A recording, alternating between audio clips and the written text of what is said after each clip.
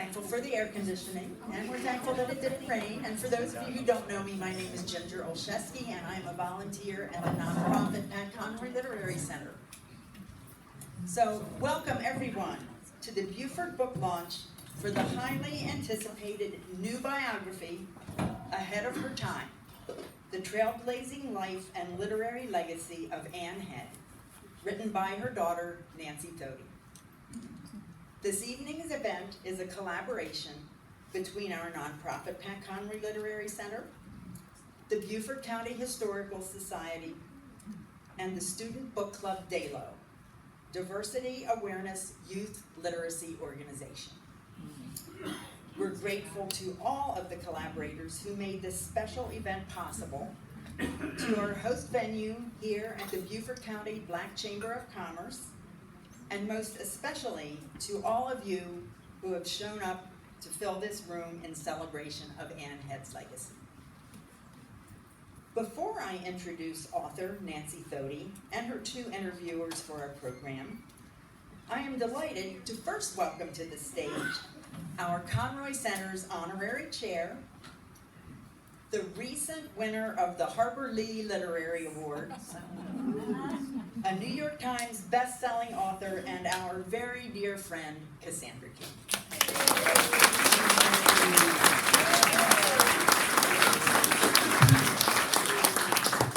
Now, you know what Pat used to say.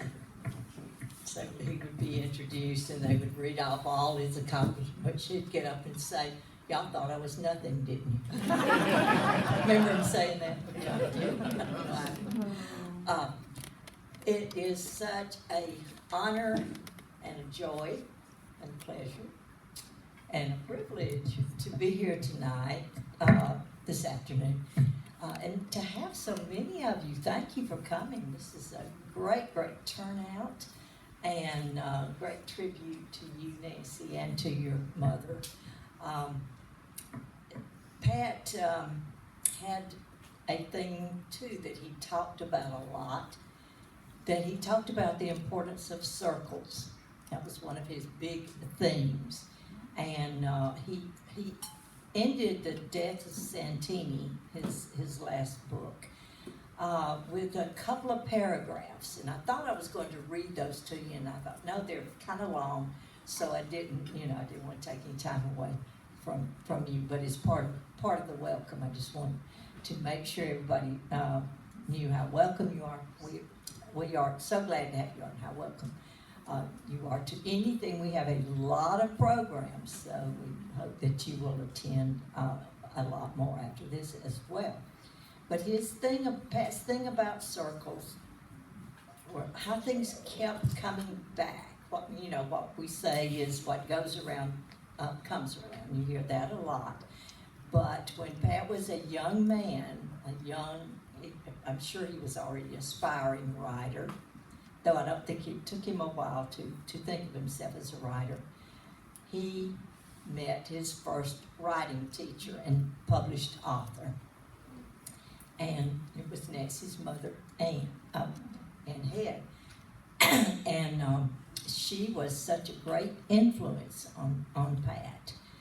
And all those years that he had his career, and he talked about her so much to me. And I thought I would have loved to have met that woman. And then here we are tonight, almost coming back full circle for Nancy being able to tell about her mother and her mother's extraordinary life in Beaufort here and her relationship with Pat. So thank y'all all for coming. So glad to have you here, and I know you're going to enjoy the program.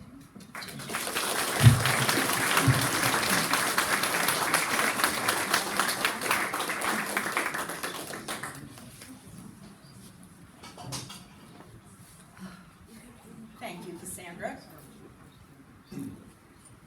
To celebrate the publication of Ahead of Her Time, we are honored to welcome Anne Head's daughter, turned biographer, Nancy Thode. A Beaufort native, Nancy is a graduate of Ashley Hall, Towson State University, and the University of Maryland School of Social Work. An early advocate for family mediation, she was a founding board member of the Academy of Family Mediators and continues her work as a practicing family psychotherapist. Later in life, she discovered a passion for community theater, starring in several productions and writing and producing one-woman shows. A strong believer in the power of fellowship, she now chairs the Gatherings Committee at Christ Church, Greenwich in Connecticut. In 2020, Nancy established the Ann Head Literary Award for Short Story at Beaufort High School, where her mother once taught, and mentored a young writer named Pat Conroy. We're fortunate to have several winners of the Ann Head Award with us today. Nancy is a mother of 2 and grandmother of 5, and she divides her time between Stamford, Connecticut and Fripp Island. Nancy will be in conversation with Jonathan Haupt and Millie Bennett. Jonathan is the executive director of our nonprofit Conroy Center, the past director of USC Press, and co-editor of Our Prince of Scribes, Writers Remember Pat Conroy, winner of 17 book awards. A frequent book reviewer for the Pulitzer Prize-winning Charleston Post and Courier, Jonathan is a co-leader of the South Carolina chapter of Authors Against Book Bans and a co-mentor to the student leaders of DAYLO. Millie is a past intern of our Conroy Center and a past president of the Beaufort High chapter of DAYLO. She is one of the student advocates highlighted in the feature-length documentary Band Together. A rising junior at the College of Charleston Honors Program, Millie is majoring in studio arts and double minoring in creative writing and women's and gender studies. She also provided editorial assistance for the stories by Ann Head, collected and reprinted in Ahead of Her Time. Please join me in welcoming Nancy, Jonathan, and Millie.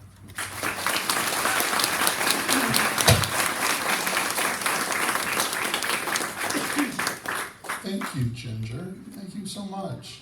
And thank you, Cassandra. That was a really wonderful welcome, too.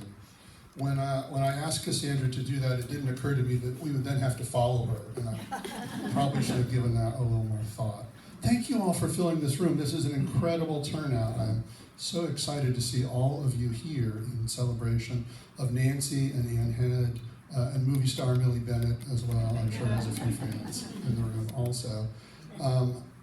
We have a couple of VIPs, maybe more than a couple, but a few that we definitely want to recognize before we get underway. As Ginger said in the introduction, a few years ago, Nancy came into the Conroy Center with an idea, and that idea became the Ann Head Literary Prize for Short Story Fiction, which is now in its 6th year. It's phenomenal to me that we've been able to do this 6 times. And 3 of the winners are in fact with us, and we want to take a moment to recognize them. So, winner from 2023, Rebecca Thompson is right over there. Rebecca, would you stand to be recognized, please?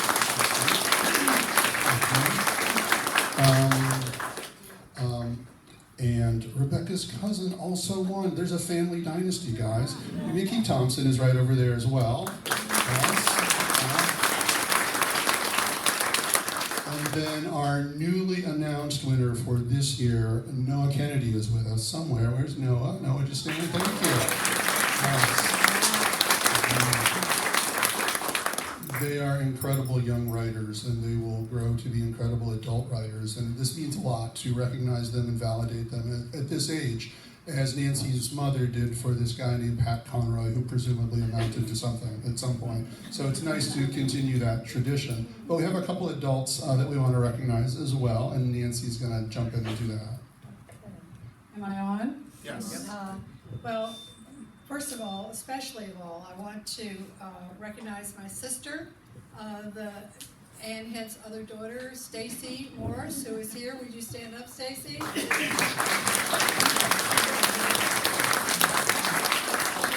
She's here with her husband, Dean, and there are a number of family members that are here, family members of Ann Head. Would you stand? Let's see, I want to see who's here. Yay!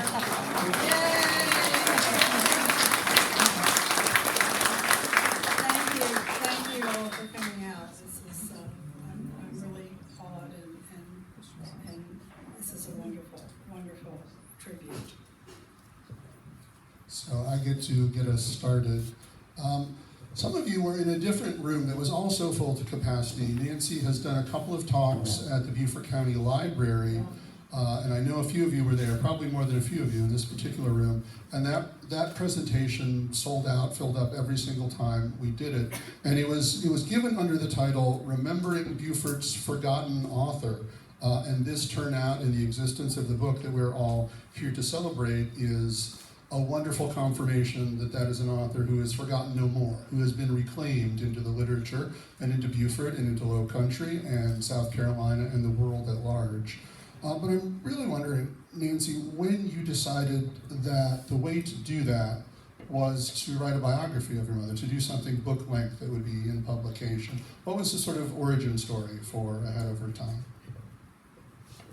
Well, it never occurred to me to write a biography or write a book, for that matter.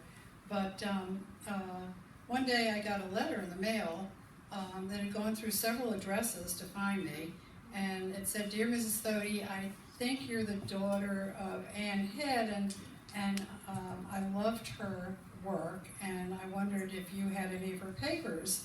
And it was signed by Harlan Green, who was the archivist at the College of Charleston. And I did. I had a lot of her papers and manuscripts that my sister Stacy had rescued after her stepmother had died and given to me for safekeeping. So I met with Harlan. I came down to Charleston, met with Harlan, and over lunch talked to him about my mother's story and her life. And he, who is a published biographer himself, said, "Oh my goodness, you have got to write her biography." He said, "That's an amazing story." And I said, "Well, I don't know how to do that. I don't know how to write a book." And he said, I'll help you, I'll mentor you." And I said, "Okay." And he did. He mentored me every step of the way, editing and suggesting and teaching me really how to write a book. So that's how it came to fruition. Harlan is with us, and we would be remiss in our duties if we didn't recognize him as well. Harlan, where are you? There he is. Right there. Yes.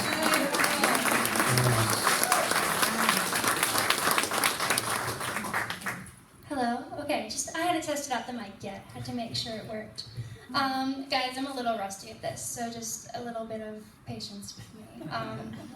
But you were talking about not knowing how to write a book, and I think a lot of people in this room can probably relate. How do you start writing a book? And I'm curious, especially that this is your first published work, and you chose a biography, and I think that's something that's really difficult to even figure out how to start with. So I'm curious, how did you approach writing this book? Did you start with your mother's writings, letters, or did you begin with other personal anecdotes and putting together a timeline or something like that? Actually, I started out, the idea was to start out chronologically, so I started out with her antecedents.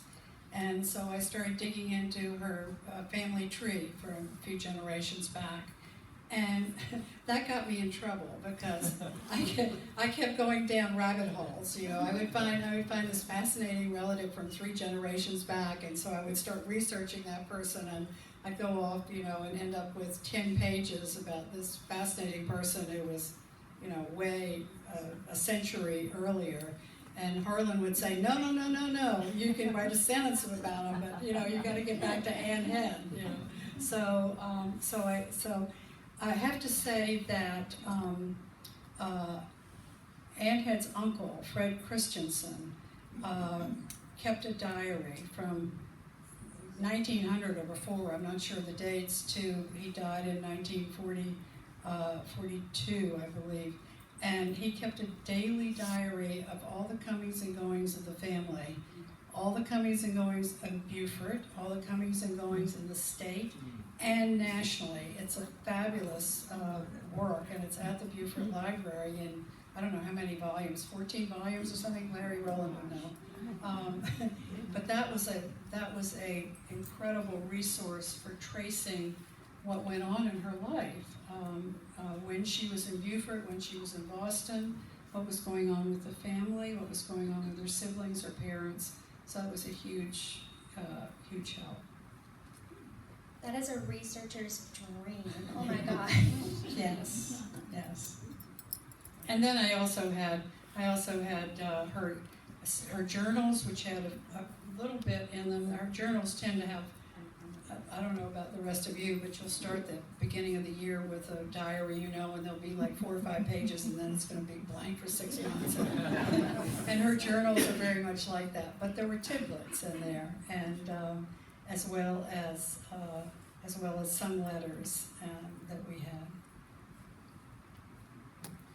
Thank you for that. What you mentioned sort of multi-generational portions of the narrative, that you do comment on earlier generations of your family and even relatives of Anne Head. It's a circle. It's this great big circle, to borrow from Cassandra's term earlier, in which Anne is sort of at the middle of this constellation of characters.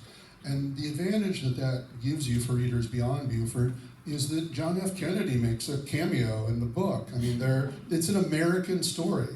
Harriet Kaiserling is in the book. Lots of folks that are familiar to this audience and to the world beyond will get to see that Anne Head existed in a universe that also included those folks.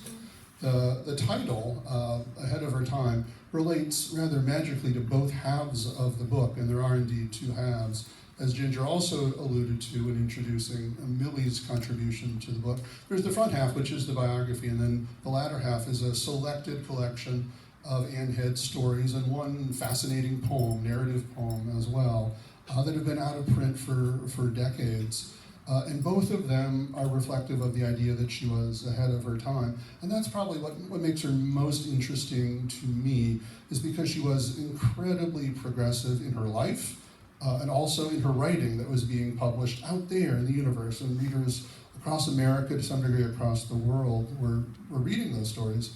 But she was doing it from here. She was doing it from Beaufort, a town which then was largely conservative. Whether or not it still is, you can all decide in your minds right now. But my question for you, to put it simply, is how did she do it? How did she get away with doing that? Well, it's a balancing act. I mean, she really marched to her own drummer. She was a single, divorced woman raising a child by herself. She was supporting us single-handedly as a writer, which is very unusual for a woman writer to support themselves without any outside support, and particularly in that era. So she was unusual in that way. I think she liked to stand out. She wore large hats and she smoked cigarettes with a cigarette holder, a downhill cigarette holder. When I was 11, I found it very embarrassing. You don't want your mother to stand out. But my friends adored her. My friends just thought she was wonderful. I got wonderful comments from my friends when I talked to them about writing this book. They said, she showed us what's possible. She showed us what is a bigger world than Beaufort, South Carolina. So they loved her. She had a very active social life. She had a very active life with the men in her life, which is described somewhat in the book. I think she was a feminist before it was very popular to be a feminist.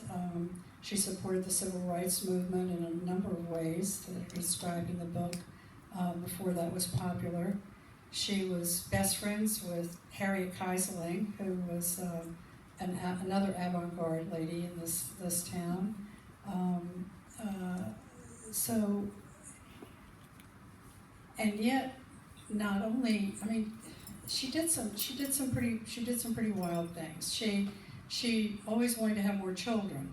So she figured out how to have a child out of wedlock, bring that child back to Beaufort, pretend to adopt it, and everybody bought the story. and by doing so, she gave me the best gift she ever gave me, my sister. But how the work of fiction that she put together to make that happen is in the book. So you'll have to read the book to figure out how she pulled that off. And I will tell you that my friends today say, we believed it. We believed that she adopted that baby. So I don't know. There were probably people that whispered behind the back, but in general, she was respected and loved in this town. She was the kind of person that would show up at your door with a book or a casserole or flowers if there was something going on. She collected people. She loved people. People loved her. She was interested in people.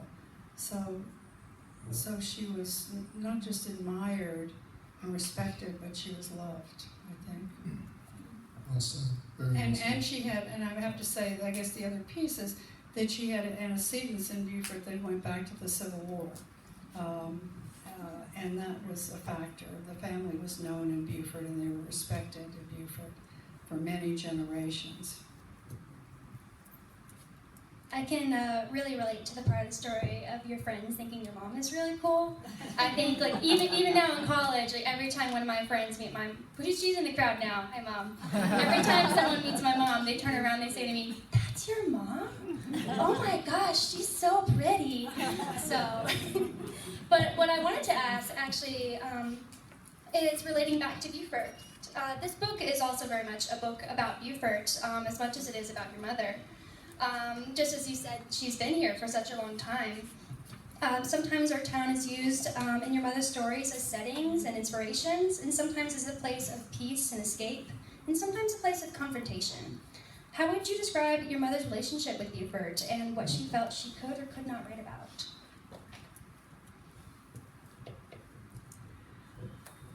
She believed that fiction should be fiction.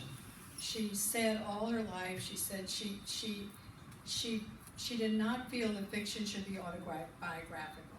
She put down, is that me? Switch with me. Maybe mine's like... She put down, how am I going? You want to switch? Switch with me. Okay. Let's try that. Yeah, mine's easier. Here you go. Okay. Let's see. Let's try this. Where's the button? You push it up. Which one? See, just slide it up. Oh, up. You have to slide it up. The other one had a button, you push this one, you just slide it. Rocket science. Okay, where was I? What was I saying?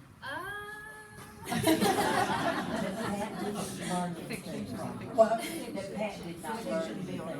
No, I don't think that was it. We were talking about, she was not going to write an autobiographical She was style. not going to write an Yes. autobiography, right? She just, right, you asked about her writing.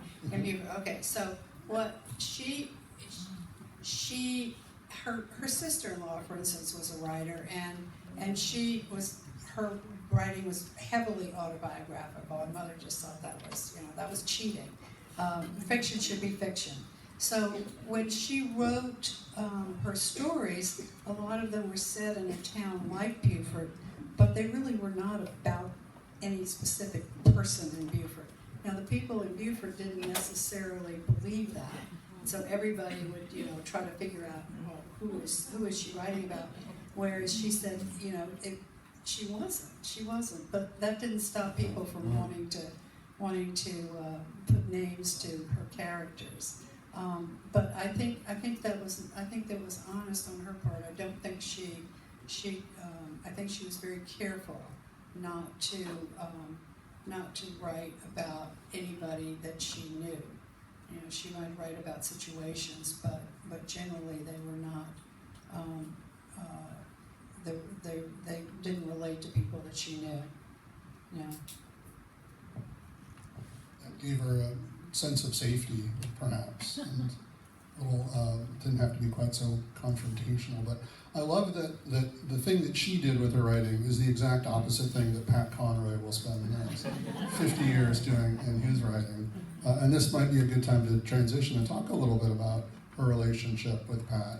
There is, in the Pat Conroy cookbook, there's a short but amazing essay called My First Novelist, and that's Pat's essay about Anne Head and how important she was to him. But he didn't write multiple essays and multiple books about her the way that he did G. Norris and Bill Dufford. I think it was easier for him to process them as surrogate father figures, whereas he didn't need your mother to play that same role. And Nancy's mother is on the front page of the Beaufort Gazette, if y'all are not aware of that today, thanks to David Lauderdale. And I mention that because, one, it's amazing, but two, David also interviewed Pat just after his 70th birthday and asked him about Anne Head. And Pat said in that very short little video that I think is still archived somewhere, he said he wouldn't have become a writer without her. I mean, he would have become a teacher, he had other models for that, but he wouldn't have become a writer. That's how important she was. In the absence of Anne Head, the rest of Pat Conroy's story as a writer just does not happen. I'd love for you to talk a little bit about what you put into this book about their relationship, about Pat, because he's a point of entrance. He shows up very early, very late, kind of in between. He has multiple appearances in the book. Yes. So what did you take away from what you learned and what you already knew about your mother's relationship with Pat?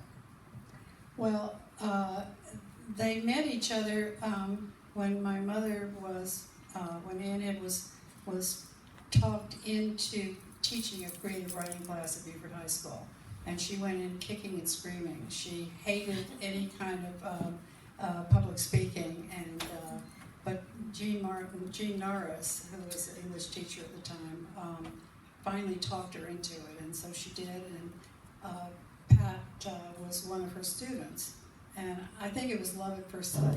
I mean, she was just awed by his talent, and he was awed by being in the presence of a real writer, published writer, and they became good friends. He spent a lot of his senior year hanging out at her house and absorbing the world of a writer, and she introduced him to books and literature, and she introduced him to some people in Beaufort too, I think, that she thought would be simpatico with him and of interest to him, and they would be of interest in him as well.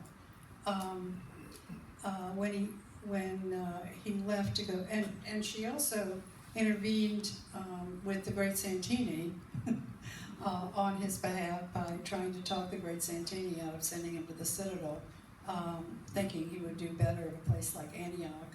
And I think I remember the story that his father threw the catalog across the room, and she didn't get very far with it, but she tried. She was trying to be his advocate in that. And then when he left for the Citadel, they wrote letters, wonderful, wonderful letters. A few of those survive and are in the book. Actually, I could I would love for you share just a little yes. a little piece of one of the letters, just to give you a flavor. See if I can do this and hold the mic at the same time. He said, "Dear Mrs. Morse, this was written in November of 1963. Dear Mrs. Morse," and that was her married name at the time and what he always called her. "The poems had been published, and one of them was nearly a preamble to my obituary." And they are. And then he writes in the letter a long poem that's an ode to Thomas Wolfe, which I won't read right now. And then he goes on, "When the upperclassmen read this, they were at last a little more kindly disposed to Cadet Private D.P. Conroy. Then their eyes drifted downward where a poem of lesser stature met them. Yes, met them. The dreams of youth are pleasant dreams of vintage, women, vintage, and the sea. Last night I dreamt I was a dog who found an upperclassman tree. I was getting ready for noon formation when I looked toward my door. My roommate froze with fear. I was etched in doom. Milling out there were about 1 million, yes, 100 million members of the upper classes. It was a lynch mob. Hatred shone round about them, and I feared exceedingly. Conroy, do you wish to urinate on me? Conroy, you not only found a tree, you found a forest. I found a smackhead tree. This will cost you some push-ups, Conroy. I was scared that day, Mrs. Morse, but the net result was they liked me a little better. Well, the news from El Cid is exhausted, as is the commentator. My love is with you always, and my hopes that you will write soon are soaring high. Love and passion, Patrick.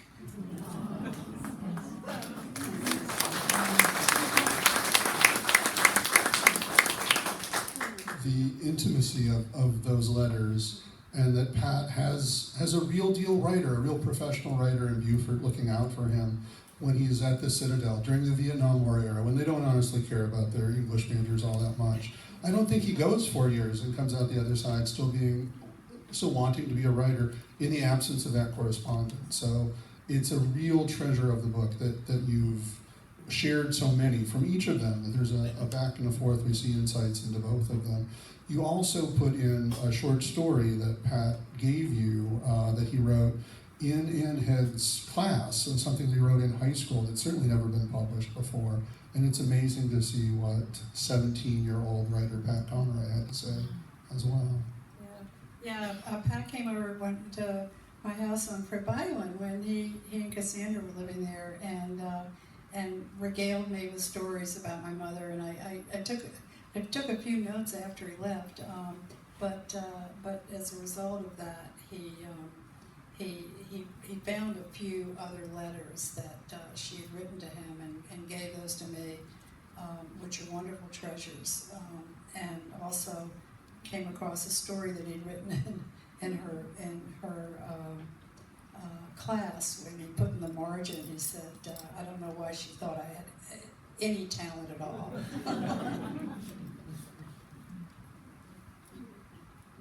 Hello. Okay, this is the scary microphone. Oh, thank you. Very excited. So I think it was last Wednesday. Summer break has really messed with my ability to know dates, but last Wednesday, I think, we were able to attend your first Charleston book event at Buxton Books when you were in conversation with Harlan Green. And I was dying to ask this question in the audience, and I kept being like, oh, I should raise my hand, but I actually just wanted to save it. So in that interview, you mentioned that your mother's stories were written for magazines, or some of them were, and when they were for magazines, she was told by her editors that they had to end happily. I think this is a really interesting restriction for stories, and I was curious about what she thought of the restriction and how she moved forward with it. Because I've read some of those stories, and I would say happy endings are kind of, she edges it a little bit. She finds the line in between. I was just curious if you knew much about her thought process of how she approached that. Well, yeah, she wrote for money.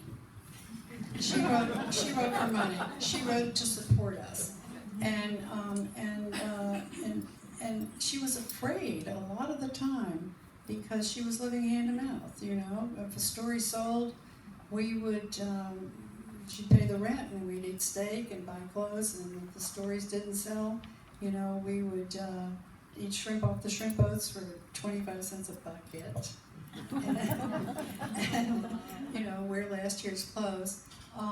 And so she wrote for money, and so she wrote what would sell. And back in the 1940s and 50s and 60s, when magazines were heavily fiction, it was really the way you made money as a fiction writer was selling to McCall's and Ladies' Home Journal and Saturday Evening Post and Collier's, and the money was a lot better than writing books, by the way. But the editors they didn't want anything too controversial. So if it was an article about difficulties in marriage or something like that, the endings had to be tidy. It had to have a happy ending,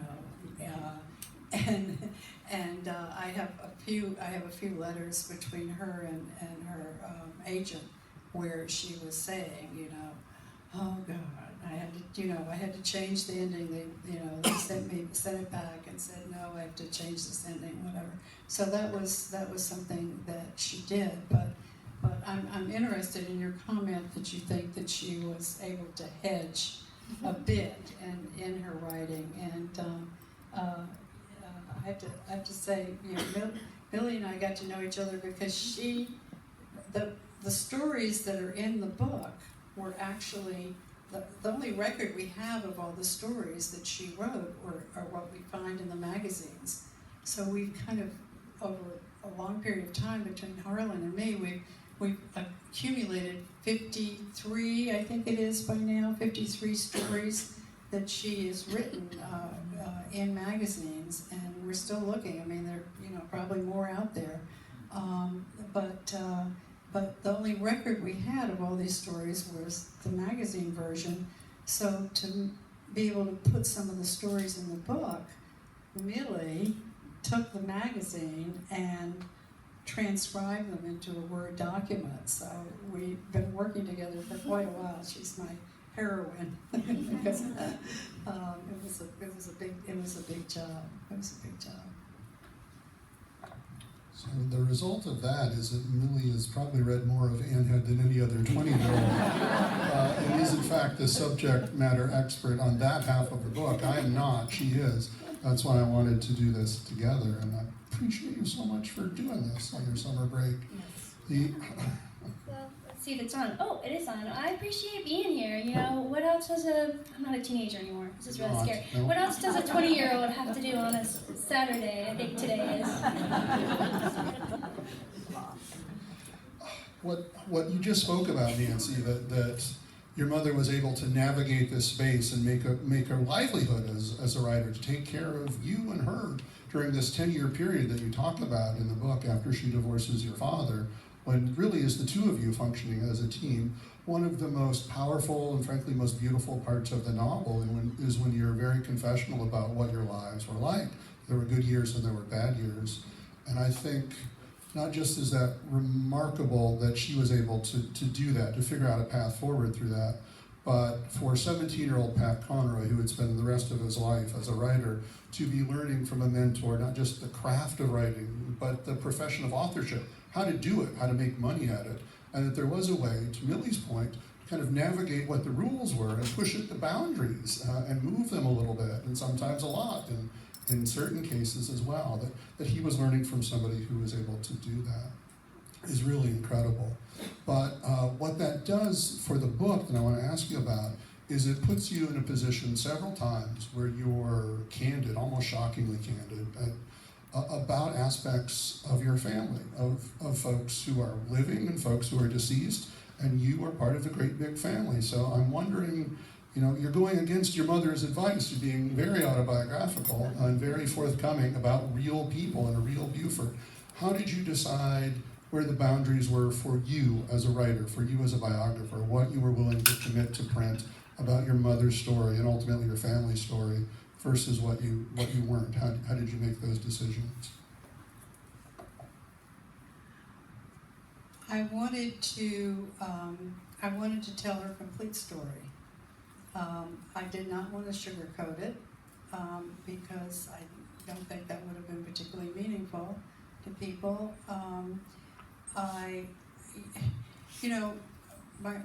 My mother was 52 when she died, and I was in my mid-20s, and she was my mother. I didn't know her. Does anyone know their mother when you're a kid or a young adult? You really don't know your mother. She's your mother. And I think if she'd lived to be the age that I am now, maybe we would have had conversations in more depth and I would have gotten to know her. But so part of it was I really wanted to get to know her, all of her. She was a very complicated person. She was a person who I guess I put things in perspective that I sort of knew but didn't, really understand. She was a person with a lot of fears. She had a lot of phobias. She had some trauma as a child, and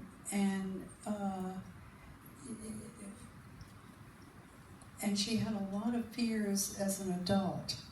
I think she worried a lot about whether she was going to be able to support us. She managed somehow, and how she did it, I don't know, to protect me from that fear. I had no understanding of it at all. I felt loved, protected, safe, in all those years when it was just the two of us. We were partners in a way.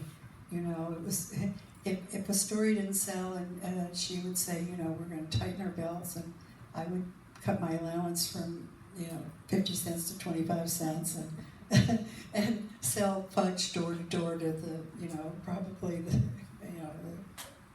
neighbors who knows what they thought. They probably thought it was cute.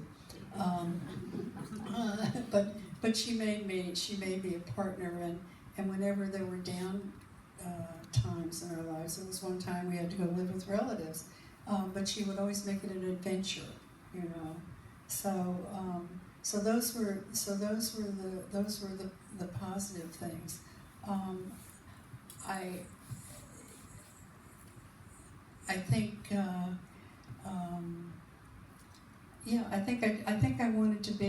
I just wanted to show her as a complete person. I mean, some parts of her life were messy, She wasn't perfect in a lot of ways. And I wanted that to be there too. I wanted people to know her. And I think that's the way she wrote her stories. She wrote her stories, and she wrote about relationships in a way that people could relate to, that touched people. I mean, we have the many fan letters where people say how much her stories meant to them because her characters were real. So I wanted her to be real. She was a trailblazer. She was a woman ahead of her time. She's a great role model, I think, for women of any era. She managed to live the life that she wanted to live and find a way to be accepted in her milieu.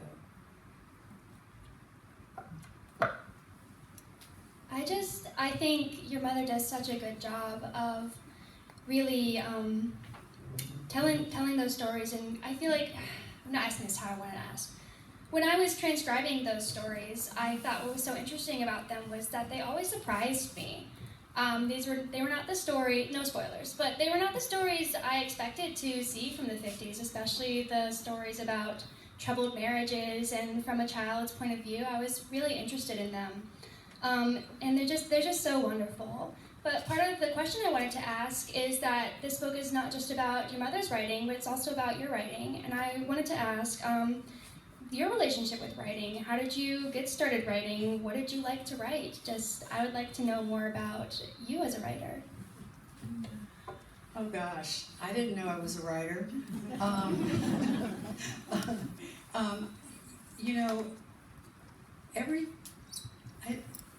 I've put on several different hats in my life. I've reinvented myself a few times, but every time I've accomplished anything, it's always been as a result of a mentor. Really from the get-go, and even when I went back to college and took up my career, I had mentors, and so I think that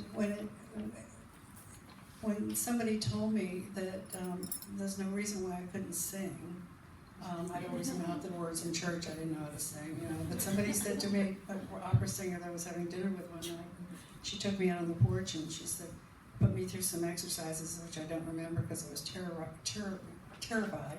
And she said, well, of course you could sing if you wanted to. So I went back home and I got a singing teacher who turned out to be kind of a good Svengali type.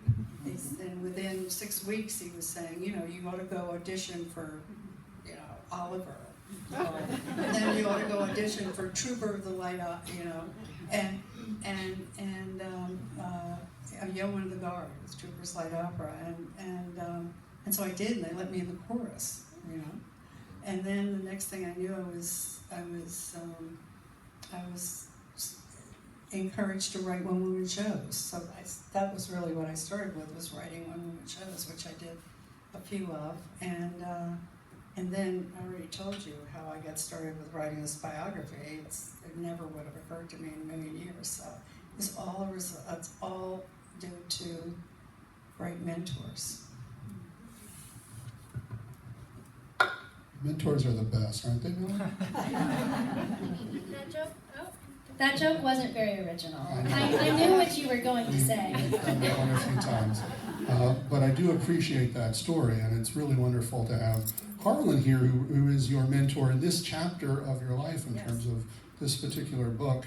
And within the book, you talk about your mother's mentor. She did not parachute into being a writer in isolation. She too had mentors, which becomes part of the lineage that she passes along to Pat, who in turn passes it along to so many other writers, including me, including many folks in this audience today.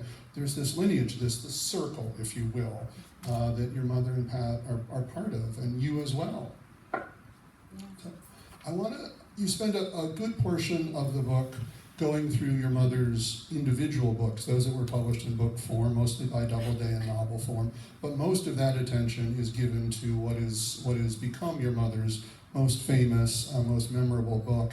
And I imagine there are a lot of folks in this audience who have at one point or another read Mr. and Mrs. Bojo Jones. How many do we have? Millie's reading it right now, so that's like a half hand up from her. Yes, and it's really fascinating to me. That book, it's origin story, your mother's relationship with the book, her point of entrance into at least having some initial roles into the development of the film. How many of you have seen the movie version of Mr. and I'm so sorry that happened to you. I'm really, really so sorry. There is, yes. You'll love it. But I'm glad there's so few people who don't look at the movie. Read the book. I'm gonna go find it. I'm definitely gonna watch that. There's one in every crowd. I think for anyone who reads that book and knows that your mother was Pat Conroy's mentor, that she taught at Beaufort High School for a year, and Pat was one of those students in this extracurricular creative writing class, can see, despite your mother's claims that she did not write autobiographically, she did not borrow from real people, there's some underpinnings of Pat Conroy in Bojo. I think his sense of honor, his sense of duty, his desire to do the right thing all seem very, very Conroy, not exclusively to Pat, but a little bit of Pat. And I encourage you, if you've not read the book, to read it with that in mind and see if you don't agree or disagree. But I'd love to know about that book and its importance to your mother, because it was such a deviation from what she had done until that point. And it seems very purposeful and very intentional that she wanted to tell this particular story at the time she wanted to tell it. Well, I don't really know what was the initial motivation for the book, but I do know that teenage pregnancy, teenage out of marriage pregnancy was common in the 1950s and 60s. I have several friends who had that experience. It was quite common. The girls, of course, had to leave school. The boys could stay. It was not uncommon.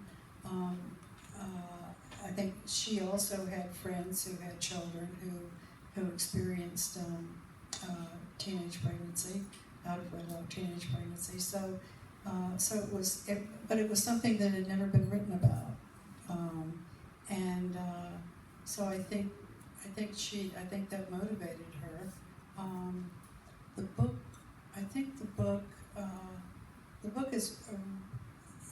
has a lot of humor in it, but it also is a wonderful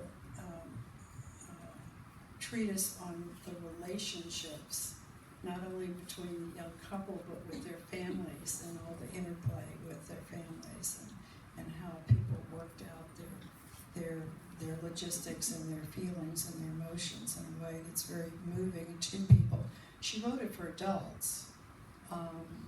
It took, I think, Stacy, you were telling me it's like 3 or 4 years before a publisher would take it. You remember? Yeah. And finally they because they said, this is just, we don't, this is not what people expect from you. This is not what people want to read about. But finally she found a publisher who took it, and she wrote it for adults, and adults loved it, but teenagers really, really took to it, and it actually is credited with, I think, starting or being one of the first books to start the young adult genre of writing. And it was on school reading list for 50 years. Some people have told me they think it would be banned today. Yeah, 100% would. Yes. Yeah. So it's really quite current, this book, and as is a lot of her writing. One of my friends on Fripp Island has a short story group, and they read one of her short stories a couple of years ago, and they said, "Wow, this is totally relevant today." So it's interesting. Mr. and Mrs. Bojo Jones came out more or less back to back with The Outsiders. Anybody in the room familiar with The Outsiders? Yes, probably so. And those two books collectively are really considered by many to have created what we now think of as a young adult fiction genre. So it's amazing that half of that story happened right here in Beaufort, South Carolina. We have one more question that we absolutely want to ask, and Millie's going to ask. And then we're going to open it up to y'all to see what questions y'all might have. So that is like your 3-minute warning to have something brilliant to ask. Hope y'all have something good to ask. I know. So your book has been out for a month now, which is exciting, and that is also enough time for about every single person in your life to have read it, correct? So, since everyone has read it, what kind of responses has your book been getting so far? And what do you hope readers who are entirely unfamiliar with Anne Head, or people who, for some reason, have not yet read it, will take away from being introduced to her story and her writing for the first time in Ahead of Her Time? Well, of course, I've gotten nothing but rave reviews. If there's somebody that didn't like it, they haven't told me. But there are some nice reviews on Amazon already, which is nice. So pretty much, so far so good. So far it's been gotten a positive response. So what was you had another part of your question? What do you hope readers who are entirely unfamiliar... Whoa, this is the scary mic. Yes. Ooh. What do you hope readers who are entirely unfamiliar with Anne Head will take away from this book? That she was a role model for women in her time, and I think she's a role model for women today. I think her story is inspirational. She had a lot of fears, a lot of difficulties in her life, but she persevered. She was determined. She never let her fears or the things that were difficult in her life, she didn't let them stop her. So I think she's a wonderful role model. She wasn't perfect, and that makes her an even better role model, I think, in a way. But I have a question for the two of you. Yeah. Because I'm up Plot here. twist. Surprise. So I'm sitting here with two, actually you have 3 generations sitting up here. And I'm curious as to each of you why you think Anne Head might be relevant today to your generations. You want to start? Do you want to start? I don't know. Do you need a minute? Yes? All right. I'll be gracious. You can take a minute and think about, from the perspective of being a double minor in creative writing and women's and gender studies. I feel like you've got some thoughts on this. Anne had, initially to me was this curious footnote in the legacy of Pat Conroy, and she seemed like so much more than that, and I'm glad this book and events like this and Nancy's presentation and Nancy's presence in my life above and beyond any of those things has added so much to my understanding of just how incredible her mother's story is. I think what you've said about your mother being a role model, not just in terms of the context of her life, but our lives right now, is tremendously true and tremendously relevant. And I think she figured out this path that was really a life of defining her own identity on her own terms and resisting and advocating and being an ally, words that she would not have used, but are definitely define the choices that she made here in Beaufort and beyond. And if you know that about her, and you read even just the few selections of her writing that Millie transcribed that are in this book, you can see that, and you can see that it's relevant for right now. She's not just a writer of her era. She figured out how to do what she helped Pat Conroy do, to tap into something universal, something timeless, something that multiple generations, and perhaps every generation, needs to read and needs to understand as well. And for a writer, for an artist of any kind to be able to do that, it's the ultimate goal. It's what they strive to do. And to have done that by the age of 52, which is my age, by the way, so I think about that a lot, is phenomenal to me. So I applaud all the work that has gone into this book, and I encourage everybody to read it. Millie, top that. I will try. Gosh, I didn't know I was gonna have to put to the test today. But I think I want to go back to what you were saying about your mother's perseverance, because I think that is one of the most important traits we need for writers and feminists and activists today, like your mother was. I think, you go back 100 years ago, and writing was a male's game. It was a man's game. And in the past century, women and people of color have pushed back at the industry and pushed back at the public and demanded their seat at the table and demanded for their stories to be heard, just like your mother did. Demanded for the teenagers of Beaufort, the teenage girls who did not have those stories of unplanned pregnancies out in the open. They were shameful and hidden away, and like you said, girls were forced out of schools while boys were still accepted. But I think that perseverance is, I think we're seeing a lot more pushback from people who do not want those stories told. Not just in book banning, as we're seeing as South Carolina takes the lead, go South Carolina, but also in a time of AI, when when stories written by genuine people with genuine stories are suddenly being pushed aside for something that could save a quick buck rather than express one of the oldest and the most important forms of human storytelling, which is the humanity of it. So I guess I don't know how to wrap this up. I think what your mother has shown us is that there's always going to be a force against us, and the only way that you can get those stories out is to work with what you have, but also push with what's taken away from you as well. Try and really push back. So that's all I have to say. Thank you so much, both of you. That was wonderful.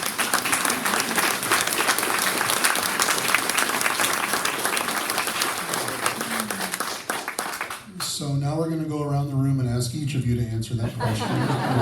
There's no time for that. I know that would be fascinating.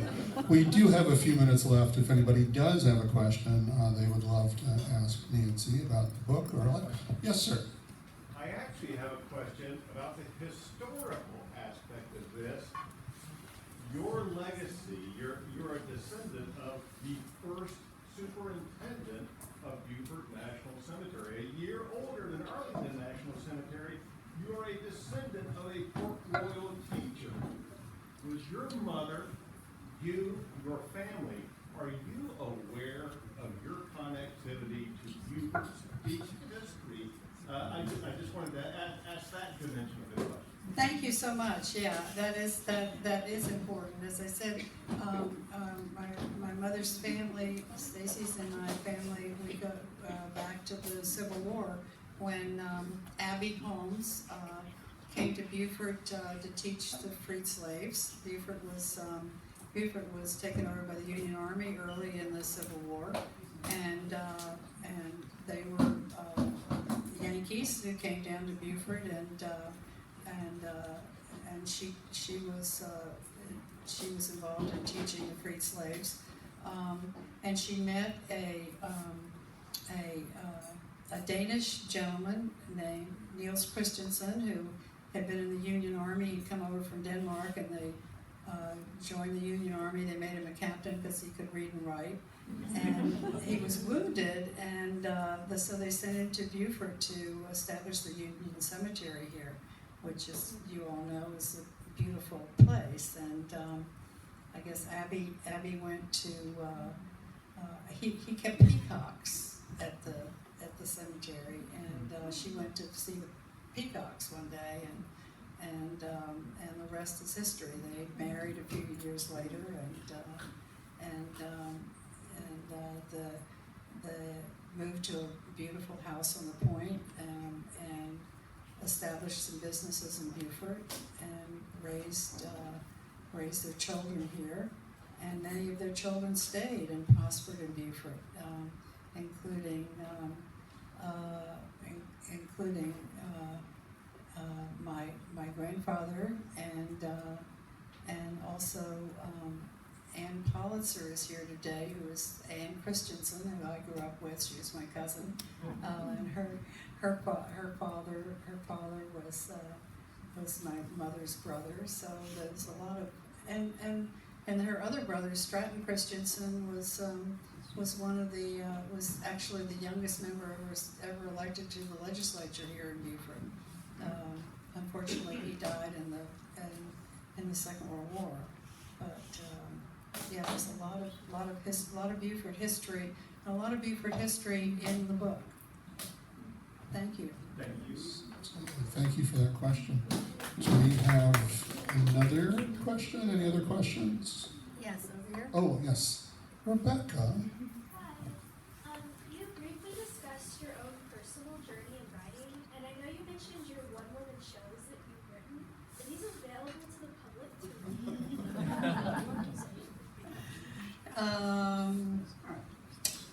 I don't think so. I'm just trying to think if any of them got on YouTube or something. I don't think so. Actually, I have some videotapes of them at home, which are not in very good shape. I'm trying to figure out how to resurrect them so I can have some sort of record of them. But I'm not so sure. I think I may have a record of them myself, but I don't think they're out there. I'd love to read them. Okay. All right. Well, I'll see. Yeah, I mean, I'll see. It's a work in progress. Thanks for asking. Nancy, do you have the scripts from those? Is there written documentation of your one-woman shows? Yes. See, that may be what the young writer would like to see. Oh, yeah. I hadn't thought about that. Yeah. Anybody got a final question? Oh, we have multiple questions. We can take both. Jackie, and then we'll come right up here to you to finish up. Yes, Jackie, please. As a writer and a scholar myself, I'm very interested in the original manuscripts of those stories, and you may have, forgive me if you've already answered this, but did you find the original manuscripts? I know you said Millie had to cut it from the magazine, and I always like to go back to the manuscript. I'm wondering, are they there? Did you find them? Yeah, thank you. That's a really good question. We have some. And the papers are going to be shortly. They're going to be donated to the South Carolina Historical Society, and so they will be available for researchers. I think what's of interest also is that there's some stories where there are multiple drafts, and so it gives you a sense of the progress this was certainly true with some of her books later on, but we have some manuscripts from her stories as well. And she had to change the endings in some cases, so it would be interesting to see that process. It would be very, yes, exactly. It would be very interesting, yeah. And we do have some, yes. Thanks for the question. Thank you for asking that, Jackie. We have a brief announcement. Oh, Harlan, are you wanting to add to that? One quick question. If there were to be a historical marker to Anne Head in Beaufort, where would it be?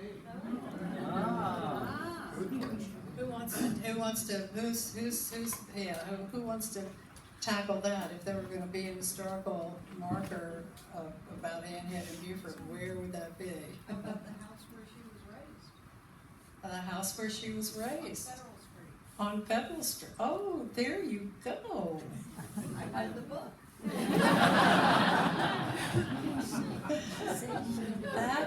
That's great. Well, we'll have to find out who owns that house right now. And I bet Betty knows. Betty, do you know who owns that house now? Yes. Yeah? Or you could be our emissary.